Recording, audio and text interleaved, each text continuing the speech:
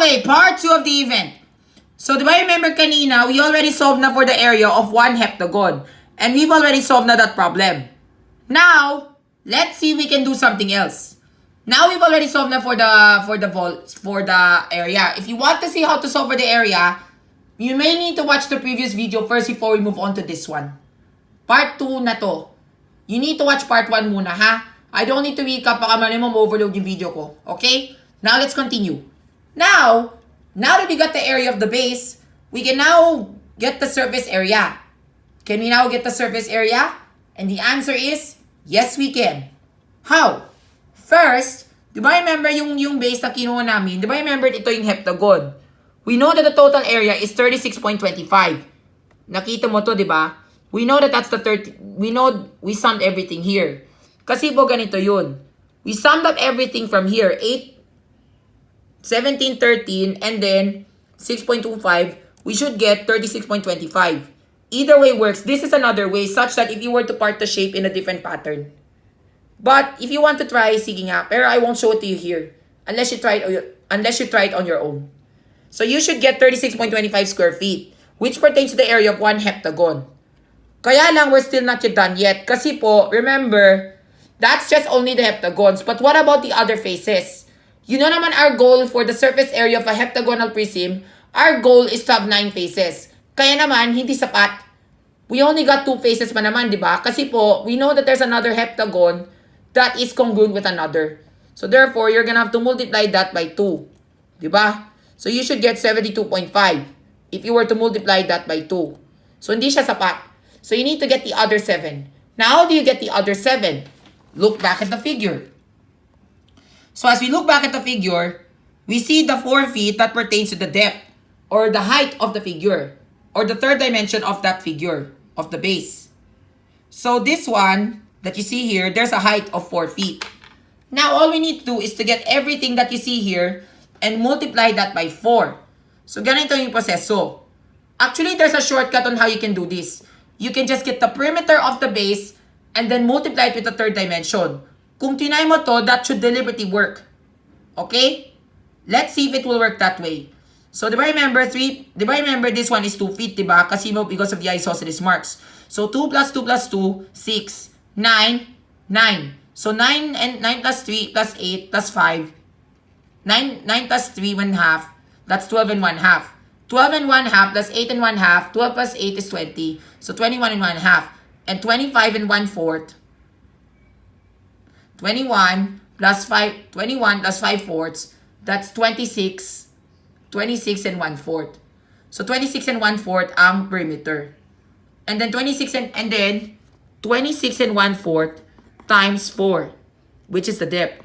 So, we can do the improper fraction method. 4 times 26, di ba? 52.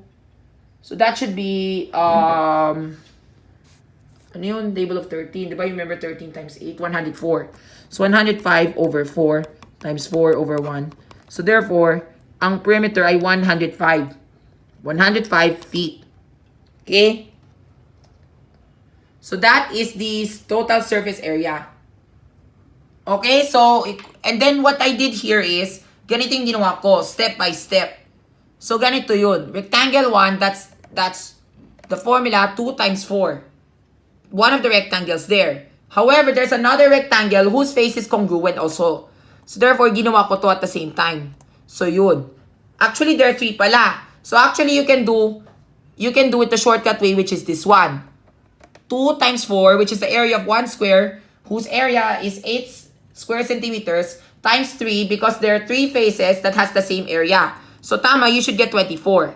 Now, this one, that pertains to 3 times 4, which is this one. This face. Tama. So, yun po. Tapos, this one, we should get 3 plus 1 half, or which we call 3.5 times 4. So, we should get 14.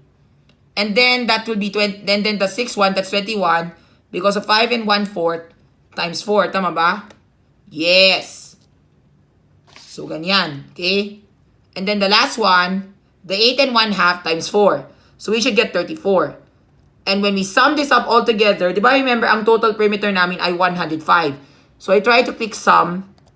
we should get 105. Kung kinuha tayo ng 105, tama na to.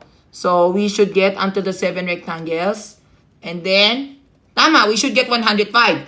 And then 105, and then, di ba, click on this cell. Click mo si sum para you can get the sum. Of this number plus the 2 more cells that you see here. Or this one na lang. So, what did I click? Kasi po mali eh.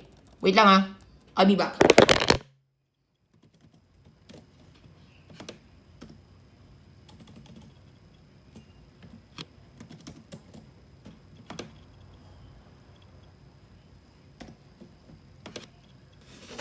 Okay.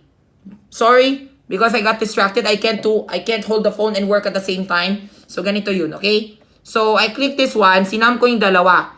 This number plus this number. So, tama.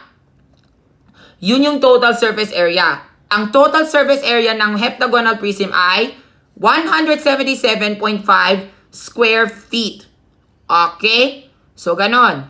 Even if I were to do it this way, sinam ko lahat, and we should get this one. And this one too. Yun. Either way works. Now that we've gotten the surface area of the figure, how about the volume? For the sake of the volume, you're in luck. Kasi po, it's just that you have to get the area of one individual base and then you have to multiply it with the third dimension. So that's very easy na. All you just have to do, remember the area of one heptagon, it's 36.25, diba? Nasaan na yun? Ayan, yung volume ay nandito. The volume ay ganito. Ganito yung volume na ginawa ko. Ang formula ay, di ba, 36.25, that pertains to the area of one heptagon. Minultiply ko by 4, it's because that's the measure of the third dimension. And you should get 145 cubic feet. Very good. So far, so good, di ba? Very easy lang talaga kapag volume, di ba? Kaya lang, here's the catch when it comes to volume. Let's say, unless your teacher were to ask you to convert that into liquefied units, tama na yan. Mali. Tama na yan. Unless your teacher were to ask you to convert it into liquefied units. Kung gagawin mo yan, you will have to convert cubic feet to cubic cm. Pero ano yung relationship?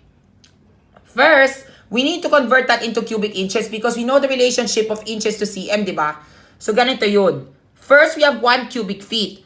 1 cubic feet is equivalent to 1,728 cubic inches. So, ganun yung formula. Kasi po, if you want to convert the measure, it's just like you will have to convert everything, all the measures here, into inches. And then from inches, i-convert mo to cm. If you could have done that in the first place, mas madali na yan. Para when you've already done solving for the volume, hindi ka na ma-convert. But it depends upon your method. Ang ginawa ko, i-convert ko sa latter part because when I solve for the volume of this, mas madaliin. But the problem is, I have to convert it and it will be very harder na. But don't worry, I just understand the conversion. It goes like this. 1 cube, to understand the relationship, it goes like this. We can take jump the frog method. We know that 1 feet is 12 inches.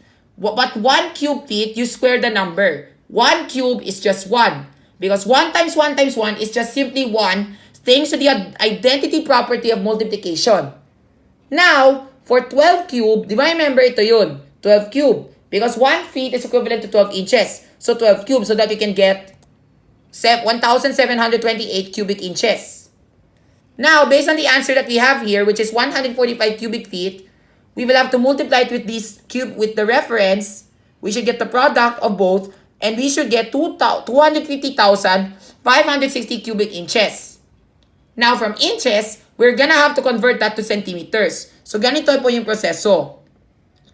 We know the formula that 1 inch is worth 2.54 centimeters. However, since it's cubic, you will have to convert the dimension. You will have to cube it.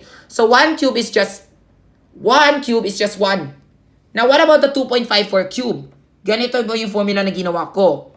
Ito yun. 2.54 carat 3. Carat 3 means cubing it. So yun, we should get 16.38704664. And then ang ginawa namin dito, we multiply the 2 so that we can get the answer in cubic centimeters. Now that we got the answer in cubic centimeters, for the grand finale, you will just have to convert that in milliliters. Because 1 cubic cm is worth 1 milliliter and there's nothing for you to change your value except for your unit. So therefore, kapares lang to. So ang 4,105,942.746 cubic cm ay naging milliliters na. At tsaka yun.